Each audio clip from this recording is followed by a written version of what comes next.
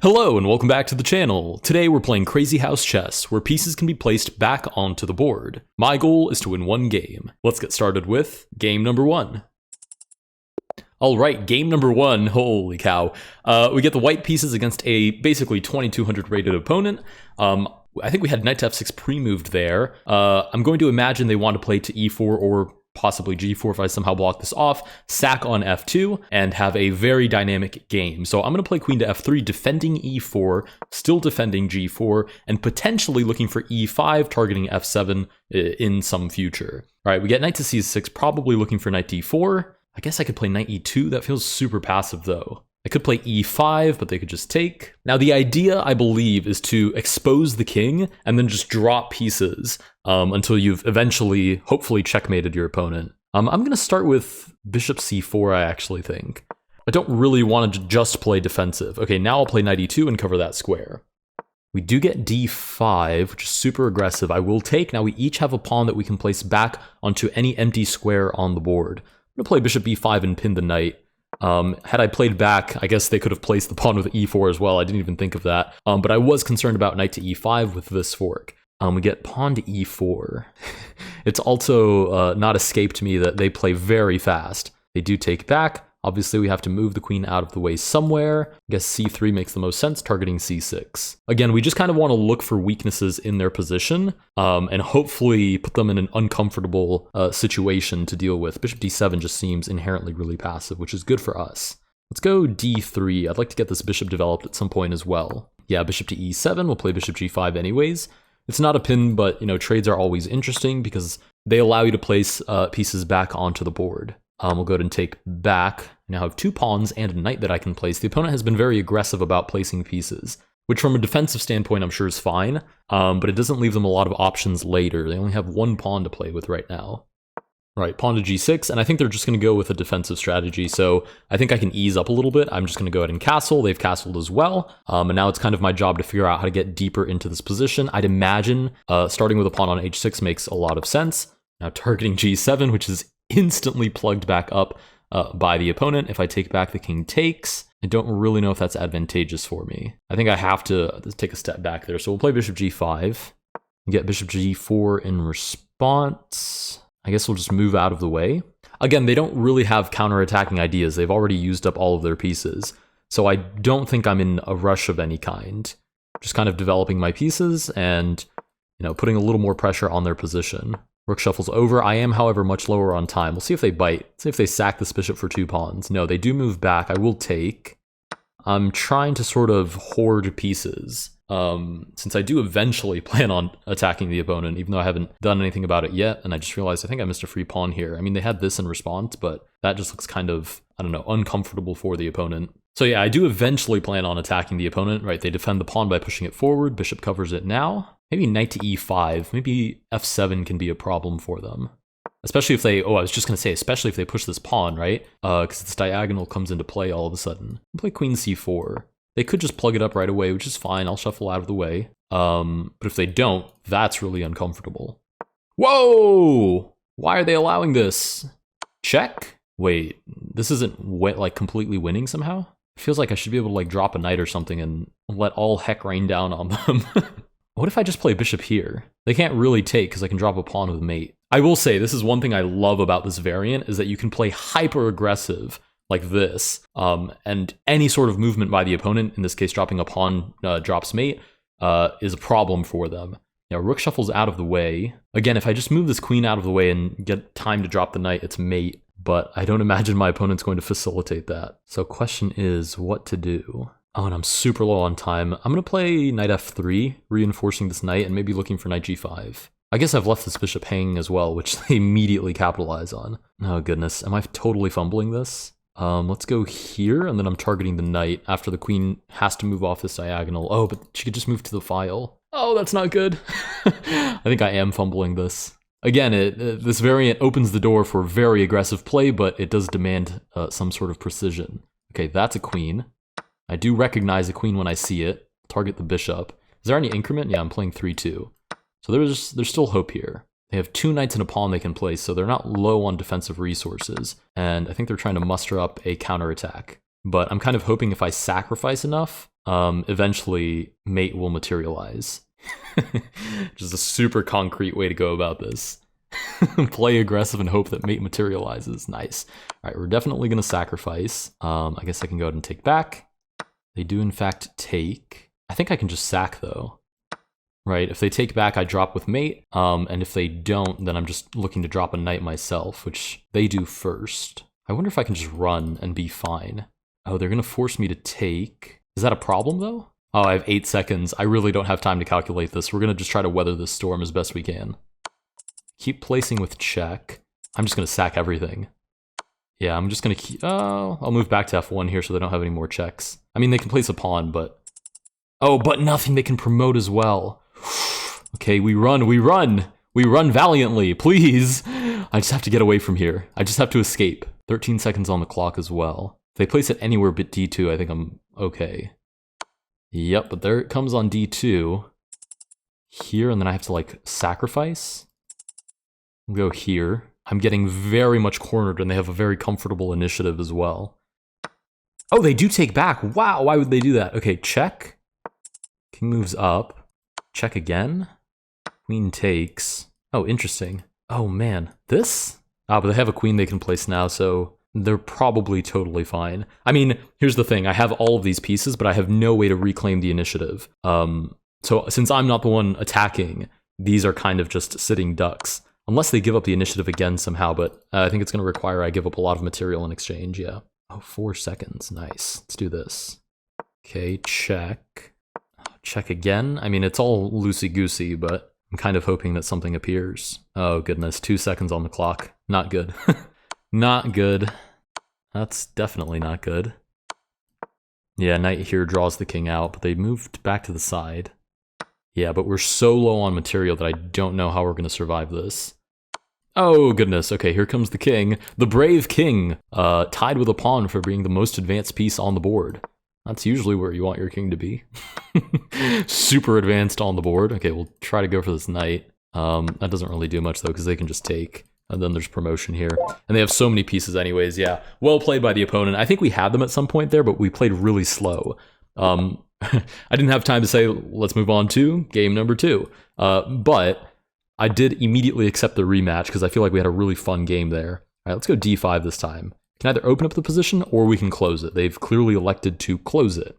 I'm going to play with the knight out first instead of trying to go for this pawn break. Maybe we can play like a little bit on the queen side. Because again, fundamentally, Crazyhouse is just so different from normal chess that playing normal chess rules probably won't get you too far. Or rather, playing by normal chess, advice, like, probably isn't at least as directly applicable anymore. Okay, we've managed to trade a decent couple of pieces. This is a pretty uncomfortable weakness. I could castle out of the way and allow them to take, and give them a pawn advantage that I don't really want them to have. I could also just play this, invite them to come in, and then I come tickling their knight. I'd be kind of curious to see if they dive in. No, they drop the bishop instead. Ooh, okay. I can get on board with that, I think. Go here. Now I'm targeting 2 pieces. I can take. Oh, bishop takes back. Yeah, nice little finagling there, and the rook is now kind of trapped. Okay, let's play aggressive. Not that this creates a direct threat, and there goes the king anyways, but we have to start creating opportunities here. I'd imagine they're going to try and close up the position, but if they don't, then this is ripe. Oh, this is ripe for an attack. Okay, we're going here. If they drop check, I'm just running. I'm booking it out of there as soon as that check is dropped. Whoa, there comes a pawn. We'll long castle out of the way since that bishop doesn't cut us off anymore, and cover that square as well. It is worth noting you cannot drop a pawn on the back rank. Okay, I'll move here. Oh, I don't love how my king is getting sort of seduced into the middle of the board. And again, I'm loading up on a whole bunch of pieces, but eventually I need an actual concrete breakthrough that justifies this hoarding of pieces. Ah, nice. That's a fork. Okay, we'll sacrifice for the tempo. Or rather, in the name of the tempo, we'll play bishop e7. Sure, we'll take back with the queen. She does have to make her way back around. Nice. They nailed us there with that bishop on f6. Okay, let's move back. If they take, I will take back, of course. And I'm kind of hoping that because there aren't that many open files, I was going to say maybe I can justify losing the exchange, but now I'm just forked. Holy moly, I have to beat this guy at least once. I think I have it in me. Okay, I'm going to play this. I wonder what they'll promote to. Definitely not a knight to force my king out into the center. Oh no, they promote to a queen. Not that much more merciful, but, you know, gives us the loose sensation that there might be hope. Let's play here. Maybe we can drop bishop. And this all comes down to how quickly can they capitalize on how weak my king is. Because my king is horrendously placed right now. Rook g3. Kind of passive, actually. Okay. Knight here. Opens up the... Oh, that's... Oh my gosh. Please don't see it. Here she's 2200. Of course she's going to notice a free knight. Surely. Yeah, okay. GG's. That's resignable. As much as I'd love to plow through that. I will offer them a rematch, however. Alright, this time we do get the white pieces again. I'm feeling kind of optimistic. I really am. I'm hoping that I can drag their king out relatively early, and if not, that I can at least hold my ground and do something similar to what I did last time. I really liked this situation. Yeah, they didn't, because they didn't drop the pawn again like they did the first game. I will castle very quickly, of course. They did drop e4 anyways, though. They're just not allowing me to get the knight with tempo. Okay, let's shuffle over. I want to make it as uncomfortable for them as possible to actually develop this bishop, because I am looking at g7. Yeah, pawn to a6 is what we get instead. If I move back, we'll get b5, which does not look like fun. So I think I'll just take on c6. Hold on to that tempo. Nice, pawn takes back d3. Still looking to develop my pieces. Hopefully I can open up this file at some point. We get bishop to f5 in response. Knight d4 looks kind of amusing there. If I take, I just kind of allow them to take back. So I'm going to play knight c3 first. If they do push d4, I take, and we can just trade off in the center. My king is not there. Their king is. And if they don't, then sure, we'll just keep applying pressure, I guess. Yeah, bishop g6 now cuts off the queen's vision on that pawn on g7, so the bishop can develop, and hopefully the king can castle. So I'm going to start trading. The time is now to make something of the king being in the center. So I'm hoping that, I don't know, I can play like rook d1 or something. And I basically want to buy time to keep the king in the center before bishop e7, and then that kingside castle happen. Yeah, bishop to e7 was always going to happen. We'll come onto this d file, target the queen, immediately blocked with the bishop, but we will counter with our pawn forking their whole position. If they do manage to castle, I'd at least like to get some material for it. Ooh, that's a queen with check. Don't mind if I do. That's a bishop. Don't mind if I do. Now, no, well, actually, if they castle, then I grab e7 as well. I was going to say, no doubt they castle there, but they really can't. Okay, pawn d6. Go queen to a5. Again, I got a whole bunch of material there, so even though I have a lot of material to drop, they don't really have that same luxury. So they're gonna play really aggressive now. We do get pawn to f3. I don't want to get distracted by their attack, however. Question is, what's the fastest way to get into that king's position? I really don't want to entertain this either. Let's go knight to f4 for the time being. They can take, sure. I guess I'll go ahead and take back with the knight so they can't drop a pawn with check at least. And I'll come back out. Now they only have a rook. They do place check. Oh, and they're going to have a bishop on the next turn as well. Okay, we'll drop a defensive pawn. Yeah, and they do grab that bishop, but the king is safe. So I think it's time for us to start biting back a little bit. Yeah, bishop to d7. They're holding down their position. Let's go. I really still don't want them to castle is the issue, but I don't know that I can actually stop it.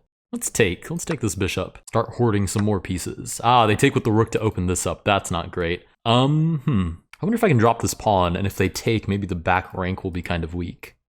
They've dropped check. I can't just move out of the way.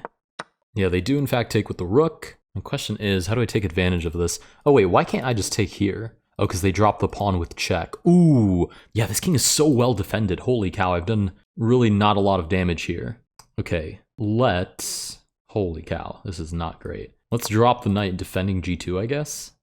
Yeah, pawn comes in, I do have to sack. Now they have a knight for both of those pawns. Bishop could come into h3. Knight can drop back to f4 because the pawn is pinned. They could just take the knight, grab an extra knight, and then have two knights to play with. There's probably a mating idea there, but we'll see. Yeah, bishop comes in with check, only one legal move. Bishop grabs the rook. Okay, I have to find a counterattack here, like now. We'll start with this knight check, force one of these two pieces to move. I guess the king could shuffle out of the way too. Okay, they take with the knight, which means I can drop a queen check now. Knight drops back. Oh, if I could I guess I could grab a knight by force. Oh, I could grab one here too. Does that lead to me getting mated really fast somehow? I don't think so. I hope not. Okay, I'll grab this knight.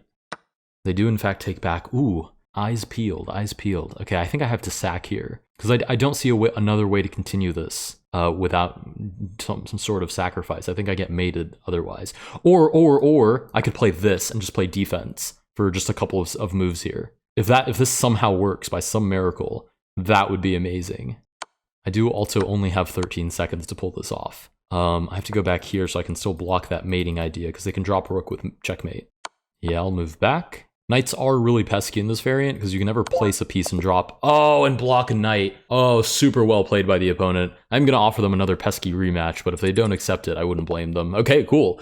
Game number 4. This is now turned into, can I beat Jay Chaney? This now has nothing to do with Crazyhouse. This has to do with my rivalry with this guy who's beat me up 3 times in a row now. Okay, how do we do this? Let's go here.